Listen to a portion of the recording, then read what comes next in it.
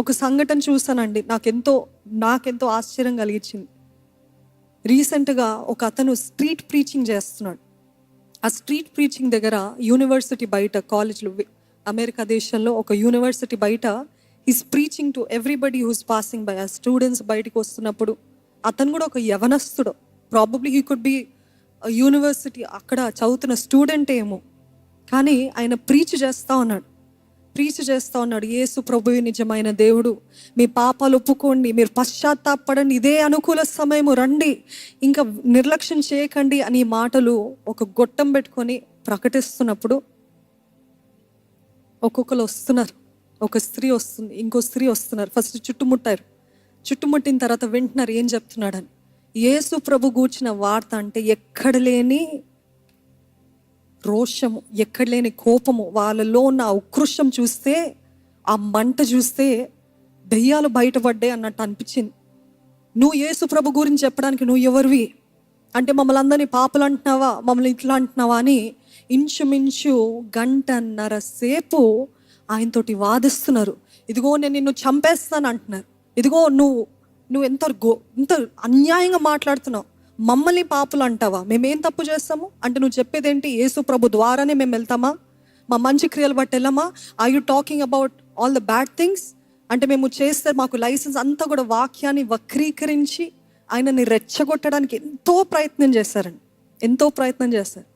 ఇంచుమించు 1.5 గంటల సేపు, ఒక్కరు కాదు, ఇద్దరు కాదు, ఎంతో పెద్ద గ్రూప్ ఫామ్ అయింది. అక్కడ ఫామ్ అయ్యి ఒక్కరి తర్వాత ఒక్కరు, ఆయన ఒంటరిగా ఉన్నాడు, కానీ ఒక్కరి తర్వాత ఒక్కరు ఆయనని దగ్గరకు వచ్చి, ఇగో నిన్ను చంపేస్తాం, నీ పైన ఉమ్ము వేస్తాం, నువ్వేమనుకుంటున్నావు, you think you're a righteous man, you think you're purer than us, you think you're holier than all of us, you Christians are always this, you always think you are holier than every one of us అని ఆయనని ఎన్నో నిందలు, నేను ఇంకా చాలా మంచి మాటలతో polish చేసి చెప్తున్నాను, బూతు మాటలు తిడుతూ, కస్ వర్డ్స్ యూజ్ చేస్తూ, ఆయనని ఏ రీతిగా తిట్టాలో ఆ రీతిగా తిడుతూ ఉన్నారు. ఆయన మాత్రము, ఆ స్టూడెంట్ మాత్రము ఒక్క మాట తిరిగి చెప్పలేదు. ఆయన అంటున్నాడు, no, I love you and that is why I'm preaching. వాళ్ళు అంటున్నారు, ఐ హేట్ యూ అంటున్నారు.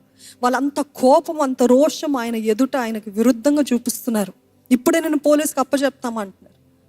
పోలీసులు వచ్చి నువ్వు ఇక్కడ ఏం చేస్తున్నావు అంటే, ఆయన అన్నాడు, నేను ఏం చేయట్లేదు, నేను కేవలం క్రీస్తు గురించి మాటలు చెప్తున్నాను అంతే అని అంటే, ఆ పోలీసులు కూడా కొంతసేపు చూశారు. అవును, ఆయన చేసేది ఏం తప్పులేదు, he's just talking about what he likes, what he loves, he's preaching about what he loves. So ఆయనలో నాకు ఏం తప్పు కనిపించలేదు అని వాళ్ళు కొద్దిసేపు ఉన్నారు, వెళ్ళిపోయారు. కానీ ఆ స్త్రీలు, దాంట్లో కొంతమంది సహోదరులు, ముస్లిమ్స్, వీరందరూ కూడా నువ్వు దేవదూషణ చేస్తున్నావు అని ఎంతగానో తిట్టారు. ఆఖరికి ఒక వ్యక్తి వచ్చాడు, ఒక నాస్తికుడు, హీస్ అన్ ఏథిస్ట్.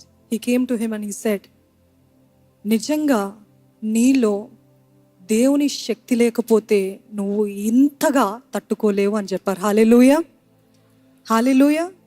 ఒక నాస్తికుడు చెప్పిన సాక్ష్యం అదే, brother, I'm an atheist, but you're tolerating all of this, it is not possible with a normal human personality. వ్యక్తిత్వము కాదు అలాగా తట్టుకోవడానికి, ఇంత కోపము, ఇంత ఆగ్రహము, కానీ నీలో దైవశక్తి పనిచేస్తుందని నాస్తికులు చెప్పారండి.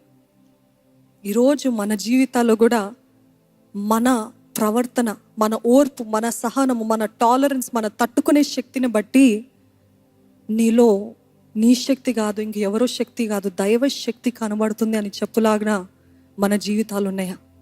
ఇక్కడ యేసు ప్రభు ఎంత చక్కటి మాదిరి, ఎంత దూషణ, ఎంత అవమానము, ఉమ్మివేయడము, చెంపదెబ్బ కొట్టడము, బట్టలు చింపివేయడం, ఆయన ఒక్క మాట కూడా పలకలేదు. అందుకనే ఆయన మాటలు బట్టి ఆయన బట్టి ఆశ్చర్యపోలేదు, కానీ పిలాతు ఆయన మౌనాన్ని బట్టి ఆశ్చర్యపోయారు.